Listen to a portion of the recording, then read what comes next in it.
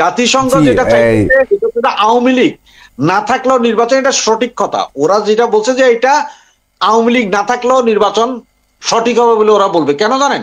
ওদের দরকার হচ্ছে ভাই করিডোর, ওদের দরকার হচ্ছে যে পোর্ট, ওদের দরকার হচ্ছে বাংলাদেশের 12টা ব্লক, বঙ্গোপসাগরের ভিতরে 12টা ব্লক যেখানে আমাদের গ্যাস আর তেল আছে, এইটার টেন্ডার। এগুলো হচ্ছে যে ওদের দরকার, মূল ওদের দরকার হচ্ছে যে করিডোর। আবার আজকে আপনার একটা জিনিস খেয়াল করছে কিনা জানি না, আজকে থেকে শুরু হয়েছে, আমরা 2-1 দিনের ভিতরে আপনারা সবাই জানবেন। এটা হচ্ছে গোলাম মোল্লা রনি, উনি একটা ইয়েতে বললো যে আপনার এই যে আওয়ামী লীগের যে স্বরাষ্ট্রমন্ত্রী ছিল কামাল সাহেব, উনি বলছেন যে একটা যুদ্ধ হবে, বাংলাদেশে যুদ্ধ করবে, ইন্ডিয়া হেল্প করবে আওয়ামী লীগরে, আবার স্বাধীন করবে দেশ। এটা আজকে থেকে শুরু হয়েছে, আজকে বুধবার, কালকে বৃহস্পতিবার, এটা গোলাম মাওলা রনি বলছে। হ্যাঁ, এটা মানে হচ্ছে এটা একজন বলে, এরপরে 2 জন, এরপরে 5 জন, এটা কিন্তু একটা সিন্ডিকেট। প্রত্যেক বুধবার বৃহস্পতিবার আপনি নতুন কিছু পাবেন যেটা নিয়ে সবাই ব্যস্ত থাকবে, আর ইনুস কাকা নিচে দিয়ে ওনার কাজ করে যাবে। এখন কথা হচ্ছে ভাই, ইন্ডিয়া যদি আওয়ামী লীগের সাপোর্ট করে তাতে কার সমস্যা? আমরা যদি ওই মায়ানমার ভাঙার জন্য করিডোর দিয়া রোহিঙ্গা সন্ত্রাসীদের সাপোর্ট করতে পারি। হায়দার ভাই একজন কমেন্ট করছে বর্তমানে আওয়ামী লীগের ভোট 55%। তো না হইতে পারে, আমরা জানি না কার ভোট কত, তবে ভোট তো আছে 55%। আসলে এটা হচ্ছে যে আমি ওই ভাইকে বলবো যে এই হাইপে না থাকাই বেটার। জি, এই হাইপে না থাকা বেটার, কারণ যখন আওয়ামী লীগ ক্ষমতায় ছিল তখন বলতো যে আওয়ামী লীগের ভোট 98%। 98% ভোট থাকলে তাইলে এই 5ই আগস্ট এই অবস্থাটা হইল কেন? আওয়ামী লীগের ভোট আছে, আওয়ামী লীগের ভোট, আওয়ামী লীগে 15 বছর ক্ষমতায় থাইকা বারুক চাই কমুক 30-35% আওয়ামী লীগের ভোট এখনো স্টিল আছে, যেটাকে আমরা বলি জি, এরকম থাকার কথা। এটা অনেকেই স্বীকার করে। আপনার জীবন গেল কখনো, যেমন আমি ব্যক্তিগত আমি বলি, আমি বা আমার পরিবারের টোটাল 58 ভোট। আওয়ামী লীগ ক্ষমতায় আসুক না আসুক, আওয়ামী লীগ নির্বাচনে দাঁড়াইলে ভোট দেবো, না হলে ভোট দেবই না, যাবো না। আপনি আমার গুলি করে মাইরা ফেললো, আমি যাবো না, ভোটই দিব না। তো এইরকম স্লিপার সেল আছে 30%, প্লাস মাইনাস করে হয়তো 35 পর্যন্ত উঠবেন।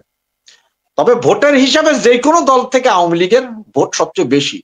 আপনারা জিনিস খেয়াল করেন 91 সাল। কিন্তু হায়দার ভাই একটু থামাই, আওয়ামী লীগের ভোটের হিসাব করে আমাদের কোনো লাভ নেই। কিছু ভোট আছে 30-35 যেটা বলছেন এরকম থাকবে, এটা স্বাভাবিক।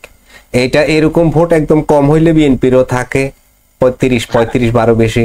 আওয়ামী লীগের ভোট আর বিএনপির ভোট তফাৎ বেশি হয় না, অল্প ভোটের ডিফারেন্স হয়, দুই দলেরই প্রায় সেম। এই 2 দলের বাদ দিলে তো বাংলাদেশে আর ভোটই নেই এক হিসাব করতে গেলে আর কি। ধরেন বাংলাদেশে সাধারণত ভোট কাস্টিং হয় 70% বা 72-75 হাইস্ট, এরকম 80% ভোট কাস্ট হয় না।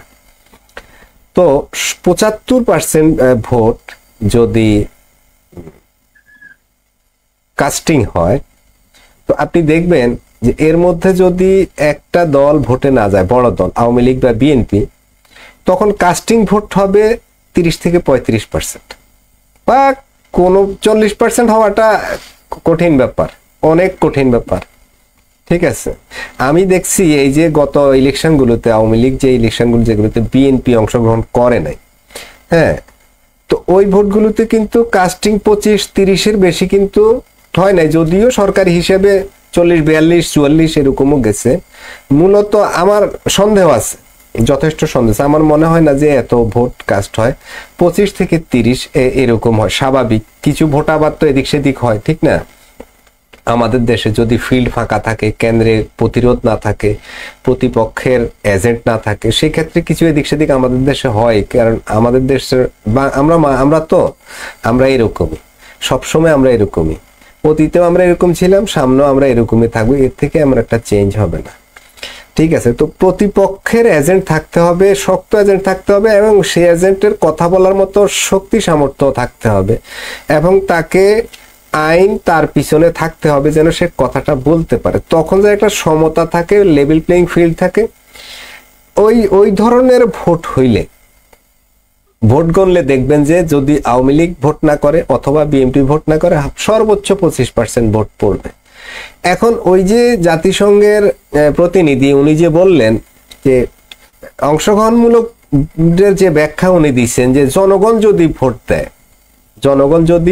দেয় অংশগ্রহণ করে ভোটে তাহলে ঠিক আছে, তাহলে তো আমার ভোট কাস্টিং 70 থেকে 75% ভোট কাস্ট হইতে হবে, তাহলে আমরা বলা যাবে যে এটা অংশগ্রহণমূলক ভোট। 50% ভোট তো কাস্ট হইতে হবে না, হবে না, 25-30% ভোট কাস্ট হবে। আর যদি প্রতিপক্ষ না থাকে তাহলে ওই ভিতরে কিছু জালিয়াতি হয়।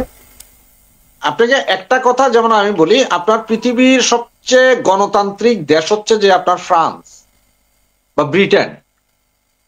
ব্রিটেনের সবচেয়ে বেশি কিরকম জানেন? আপনার কাগজ থাক কাগজ না থাক আপনি ভোট দিতে পারবেন। যদি ব্রিটেনে থাকেন, আপনি লন্ডনে, ইংল্যান্ডে আপনি ভোট দিতে পারবেন।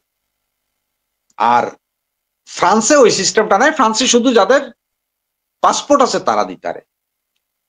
এদের সব জায়গায় কিন্তু দুইবার নির্বাচন হয়।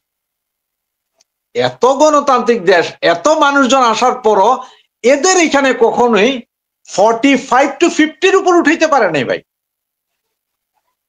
ওই তো তাহলে বাংলাদেশে, আমাদের দেশে না ভাইয়া, ওদের দেশে তো ওই যেটা বলছেন ফ্রান্স বা ওইসব দেশে ইউরোপের, হ্যাঁ, বা আমেরিকা, ওইখানে অনেক মানুষ ওনার কাজের কারণে সময়ের অভাবেও ভোট দেয় না। না না না, ওইটা না, অনলাইনে দিবেন আপনি, তখন আপনার বাসায় খাম পাঠাইয়া দেয়, ফ্রি পোস্ট। তার মানে আপনি খামটাতে ভরে আপনি দিয়ে দিবেন, এটা চলে যাবে, ভোট হয়ে যাবে। এটা খাম দেয়। আর এখানে তো এই যে সিল মারার কোনো সিস্টেম নাই, সমস্ত প্রার্থীর নাম লেখা বিভিন্ন কালারের কার্ড থাকে, একটা কার্ড ঢুকে আপনি ফেলে দিচ্ছেন, শেষ, ওয়েল এন্ড ডান। এরপরও যায় না।